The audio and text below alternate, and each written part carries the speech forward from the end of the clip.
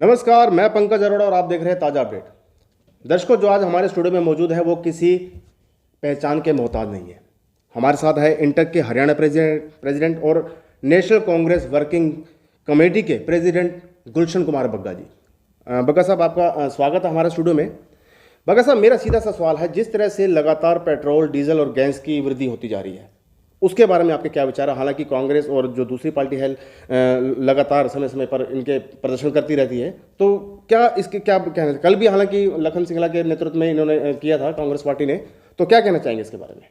इसके बारे में मैं यही कहना चाहूँगा कि ये जो सरकार है, इसको सरकार को काम चलाना नहीं आ रहा है। एडमिनिस्ट्रेशन टोटली फेल्ड है जी। कैसे फेलियर कैसे कह सकते हैं आप? क्या फेलियर इसलिए है कि देखिए, आप जितने भी विकास के काम चल रहे थे जी, वो भी कंप्लीट नहीं हुए। आज देख लीजिए, फरीदाबाद को ही ले लो, चलो आप उसको कहते हैं स्मार्ट सिटी कहते हैं जी, और आज आप देखिए जगह जगह पर खड्डे हैं जी। एक जो हार्डवेयर चौक से प्याली चौक तक की, मेरे ख्याल से ज्यादा 800 मीटर, 1 किलोमीटर भी नहीं है, इतनी छोटी सी सड़क है और वहाँ खड्डे इतने ज्यादा हैं कि बंदा मतलब रोज डेली एक्सीडेंट हो। लेकिन बग्गा साहब, जो हरियाणा में कांग्रेस की सरकार थी, जब ही नहीं बन पाई वो दो विधानसभाओं के बीच का मुद्दा है। वो कोई भी सरकार नहीं बना पाई। ऐसी कोई विधानसभा का कोई मुद्दा नहीं होता, ऐसी कोई भी बात नहीं होती। जब कारपोरेशन के अंडर में आ जाता है तो कारपोरेशन का जिम्मेवारी बन जाती है कि उस जगह का ध्यान रखे, क्योंकि वो वार्ड तो वही है ना। ये थोड़ी ना है कि वार्ड 24, 25, 12, 10, 11 जो भी वार्ड होता है। पेट्रोल की कीमतों के ऊपर आपने बोला कि मनमोहन सिंह की सरकार में पेट्रोल वो इतना होता, लेकिन उस टाइम हमारे पास चनाकू नहीं था, राफेल नहीं था। आज आप देख सकते हैं हमारे पास चनाकू भी है, राफेल भी है। उस पर कभी आपने नहीं बताया कि हमारी सरकार ने अच्छा काम किया। दूसरी बात, गैस की आपने बात की कि गैस सिलेंडर महंगा हो रहा है और उस टाइम सस्ता था, लेकिन ये नहीं देखा कि सारा दिन आदमी अपना काम धंधा छोड़ के सारा दिन गैस की लाइन में लगा रखा था सिलेंडर के लिए। उस पर भी कुछ बताइए आप। मैं आपको अभी क्लियर करता हूँ सारी बात, कोई दिक्कत वाली बात नहीं है। गैस सिलेंडर उस समय भी कोई ऐसी दिक्कत वाली बात नहीं थी। घर में आता था डेली, साथ के साथ बुकिंग होती थी, साथ के साथ आता था। नहीं सर, साथ साथ नहीं आता था, सारा दिन आदमी खड़ा रहता था। आज हम कह सकते हैं, अगर हम आज फोन करते हैं तो दूसरे सिलेंडर हमारे पास पहुंच जाता है। गैस की पोजीशन अलग ये है। इवन मैं खुद साइकिल पे गया हूँ सर सिलेंडर लेने के लिए, सारा दिन खड़ा रहा हूँ मैं पाली पर। मैं आपकी बात को मैं बड़ा करता हूँ। मैं आपको एक बात बताना चाह रहा हूँ। आज जो स्थिति है वो इसलिए भी है क्योंकि जो पीएनजी गैस है वो घरों में अवेलेबल हो रही है जी, तो उसकी वजह से भी वजन काफी जो है उसके ऊपर दबाव कम पड़ गया है जी। तो दबाव सिलेंडर के ऊपर कम पड़ा है। लेकिन आप ये तो देखिए, रेट कहाँ से 880, 800 कितने रुपए ऊपर रेट हो गया, 800 से भी ज्यादा, डबल से भी ज्यादा रेट हो गया। आप बताएं, उस समय सरकार और आज की सरकार डेवलपमेंट देख लीजिए आप। उस समय हमारा 2004 से 2014 तक कितनी डेवलपमेंट हुई है ये आपके सामने है। मेट्रो उस जमाने में आई है, पुलों का नहीं, ठीक है, नहीं उस जमाने में आए। आप देखिए ना, उदारीकरण की नीति कहाँ से शुरू हुई है? कांग्रेस की गवर्नमेंट से ही तो शुरू हुई है। जो डेवलपमेंट शुरू हुई है वो कांग्रेस की। लेकिन आप ये बताइए, जो आपका नारा रहा है हमेशा कांग्रेस पार्टी का कि गरीबी हटाओ, ये इंदिरा गांधी के टाइम पे चला रहा था, राजीव गांधी के टाइम पे चला रहा था, और आज जो सरकार है, जो सोनिया गांधी है, उनके टाइम पे भी गरीबी हटाओ चला जा रहा है। क्या अभी तो 70 साल में गरीबी नहीं हटाई गई? आप ये देखिए, क्या आज 70 साल के अंदर जब देश आजाद हुआ था क्या हालात थे जी, आज देखिए क्या हालात हैं। लोग कहां से कहां पहुंच गए। लोगों की सैलरीज जो थी वो कहां अप कर गई थी जी।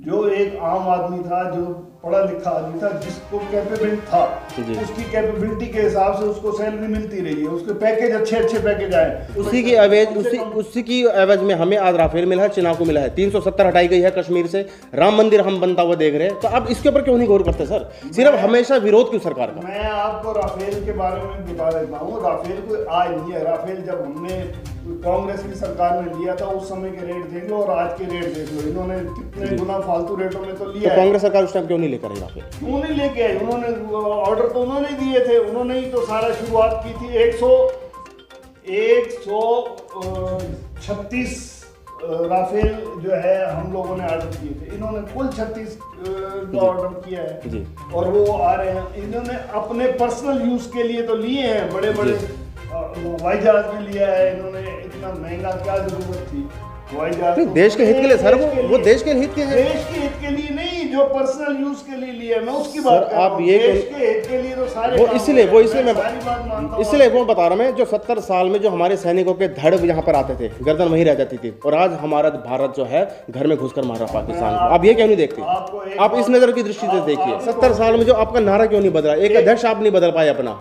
बाप माँ बेटे को बनाता है, बेटा माँ को बनाता है, माँ बेटे को बनाती है। दूसरी बात, और एक जो नारा आपका चल रहा है गरीबी हटाओ, ये 70 साल से आता क्यों नहीं खत्म? नहीं, अध्यक्ष जो बना है, अध्यक्ष की बात अलग है, सरकार में प्रधानमंत्री की बात अलग हो जाती है जी। आज आप देख लो 84 के बाद कोई भी अगर बना है प्रधानमंत्री तो वो गांधी परिवार से नहीं बना, वो दूर बाहर का ही बना है।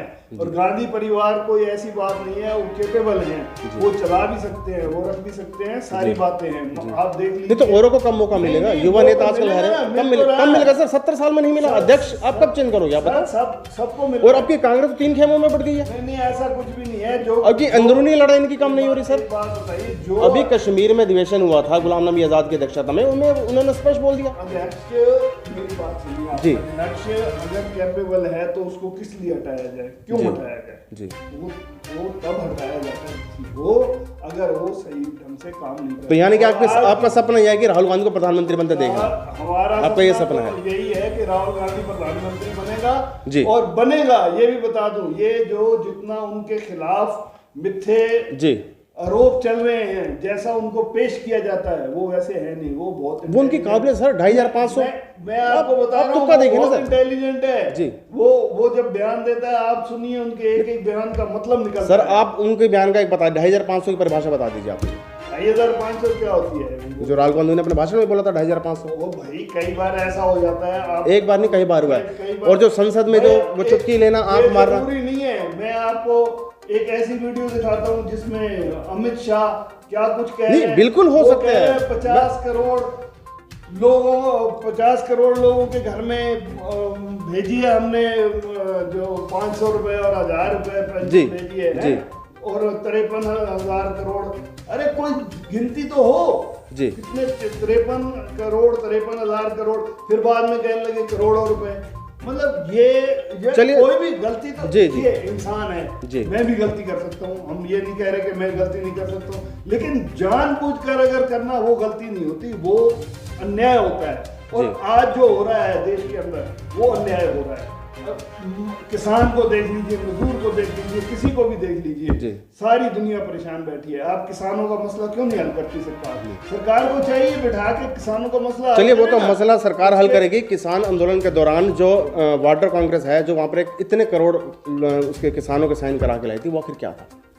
नहीं, क्या स्कूटी को बस बना दिया जाता है, ट्रक बना दिया जाता है। जब यहाँ से जो मजदूर पलायन हो रहे थे कोरोना के वक्त, फर्जी नंबर पाए गए थे, जो नंबर प्लेटें थी उनकी, और अभी फर्जी जो हस्ताक्षर किया है 1 करोड़ किसानों के, वो क्या था? आपको बता रहा हूँ, सामाजिक लोगों ने जितनी मदद की है मजदूरों की जी, आप ये देखिए कि एक उस बात के लिए मैं तारीफ भी करना चाहूंगा। कई लोग ऐसे हैं जिन्होंने उस समय में मजदूरों की पूरी मदद की, और खास करके हमारे समाज में यहाँ के लोगों ने, फरीदाबाद के अंदर ही बहुत लोगों ने पूरी अपने जी जान से मदद की। जो खाना पीना जो कर सकते थे, जो मजदूर यहाँ से जा रहे थे, पलायन कर रहे थे, समय के ऊपर उनका साथ दिया। सर मैं पार्टी की बात कर रहा हूँ। किसान आंदोलन में कांग्रेस वहाँ पर जिम भी खुल रहा है, काजू बादाम भी पहुँच रहे हैं। जो आम आदमी पार्टी है वो भी वहाँ पर लगातार समाधान, लेकिन जब मजदूर यहाँ से पलायन होते तब किसी ने ऐसा कोई अरेंजमेंट नहीं किया था। इसमें पूरा कांग्रेस नहीं सर, किसी ने नहीं किया। चलिए खैर, आरोप साथियों ने पूरा साथ नहीं सर, ऐसा नहीं है। आप कहेंगे तो मैं आपको प्रूफ दे दूंगा जी। मेरा सीधा सवाल और अंतिम सवाल यह है कि जो बंगाल में जो टीएमसी है लगातार, भाजपा जो लगातार लगे पड़े हैं अपनी जोरबाजी करने में, कांग्रेस अभी तक वहाँ क्यों नहीं? जबकि और 5 राज्यों में भी चुनाव है। ऐसी बात नहीं है, 5 राज्यों में चुनाव चल रहे हैं, तो जहाँ पे कमजोर ज्यादा दिख रहे हैं हमारी, और हमें लग रहा है कि जहाँ हमें सीटें मिलती हैं ज्यादा, वहां पर थोड़ा ज्यादा जोर लग रहा है। और ऐसा नहीं है, बंगाल में भी हमारी जो कोalition गवर्नमेंट के लिए जो हमारे साथी हैं, जो कम्युनिस्ट पार्टीज के हैं या दूसरे जो भी हैं जी, वो इसलिए भी उनको मौका दिया जा रहा है कि वो लोग अगर आज मेहनत कर लेंगे तो उनके साथ मिलकर कर लेंगे। अभी तो समय पड़ा है, अभी तो 8 चरणों में चुनाव होना है, ये पहली बार हुआ है जी। बंगाल के अंदर 8 चरणों में सर पिछली बार 7 चरणों में हुआ था, एक चरण बढ़ा, 6 हुआ, 7 और आज 8वां चरण है। 6 हुआ, 7 हुआ, 8 हुआ, बढ़ते ही जा रहे हैं ना। हाँ, तो इसमें क्या परेशानी है? इसमें उल्टा ये तो जनता को उल्टा समझने का मौका मिलेगा कि हमारा नेता कैसा है, पब्लिक को समय मिलेगा सोचने के लिए। ये सारी बातें आप जो कहते हैं, आपकी बात को हम झुठलाते नहीं है, कभी भी हम आपसे नहीं कहते, लेकिन आप उसको तर्क में जाएं, आप अगर सोच समझ कर देखें तो ये काम जो है ठीक नहीं हो रहा, क्योंकि इलेक्शन कमीशन भी सरकार के इशारों पे चल रहा है। इलेक्शन कमीशन को जैसे आदेश किया जाता है ऐसे करो वैसे ही हो जाता है। चलिए ये तो आपकी सोच है, मेरी सोच। लेकिन गठबंधन की जरूरत आखिर क्यों पड़ी? क्या कांग्रेस अपने दम पे नहीं लड़ सकती? ऐसा होता है, समय होता है, ये जो सब बातें होती हैं। जब कांग्रेस अकेले में राज करती थी तो कांग्रेस का ही होता था। गलतियां किससे नहीं होती, हर इंसान से गलती हो सकती है। मैंने पहले बैठते ही ये बात करी थी, कोई भी गलती नहीं कर सकता है, कुछ नहीं कर सकता है, लेकिन उसका ये मतलब नहीं होता कि वो नीयत खराब नहीं होनी चाहिए। नीयत में जानबूझकर कोई ऐसा काम नहीं होना चाहिए कि जिससे लोगों को नुकसान पहुंचे, बात नहीं है। तो बंगाल में क्या लगता है आपको, इस पर परिवर्तन होगा? बंगाल में परिवर्तन, देखिए मैं आपको दावे से कहता हूँ परिवर्तन नहीं है, ये जो है ना त्रिकोणीय वो चली जाएगी, 3 हिस्सों में बढ़ जाएगी ना। सरकार त्रिशंकु जो बोलते हैं त्रिकोणीय बन जाएगा। तो आप किसका अंदाजा कि किसकी सरकार बनेगी? सरकार अभी तो मेरे को लगता नहीं है कि किसी की सरकार बने जी, क्योंकि तीनों बराबर वोट ले जाएंगे, तो उस वक्त यही हो सकता है कि मिलजुल के अगर बनेंगी तो फिर ममता बनर्जी आगे आ सकती है, क्योंकि ममता बनर्जी ने कोई ऐसा गलत काम भी नहीं किया कि हम उसके बारे में खिलाफ बात करें। चलिए मेरा आखिरी छोटा सा सवाल है कि आमतौर पर सुना जाता है कि कांग्रेस मोमडन पार्टी है, अल्पसंख्यक लोगों की पार्टी, इसके बारे में आपके क्या विचार है? विचार ये है कि हम भी तो हिंदू धर्म को के हैं और हिंदू धर्म में कोई ये गुनाह खुद में कर रहे हैं। हम लोग अगर साथ लेके चलते हैं, हमारा काम है, कांग्रेस पार्टी जो है सभी सर्वधर्म सबके साथ मिलजुल के काम करना चाहती है, तो सभी धर्मों का आदर करते हैं, सभी को साथ लेके चलते हैं, चाहे वो हिंदू, मुस्लिम, सिख, ईसाई कोई भी है, पारसी है, कोई किसी भी धर्म का है, जाति से है, चाहे छोटी जाति से बड़ी जाति से है। आज आप देखिए लोग बिल्कुल कांग्रेस को लाइक कर रहे हैं इस वक्त। आप अगला चुनाव देखना, 2024 में कांग्रेस की सरकार बनेगी, मैं आपको आज दावे से कह रहा हूँ। आप ये बात नोट कर लेना और ये मेरा जो इंटरव्यू है इसको आप संभाल के रखना। बिल्कुल आएगा 2024 में कि ये सरकार बनेगी, कांग्रेस की सरकार बनेगी और दावे से बनेगी, मैं आपको ठोक के कह रहा हूँ। चलिए हमारी शुभकामना आपके साथ है और आपके मुँह में घी मक्खन, लोग घी शक्कर कहते हैं, घी मक्खन कहते हैं, कि आपकी पूरी हो।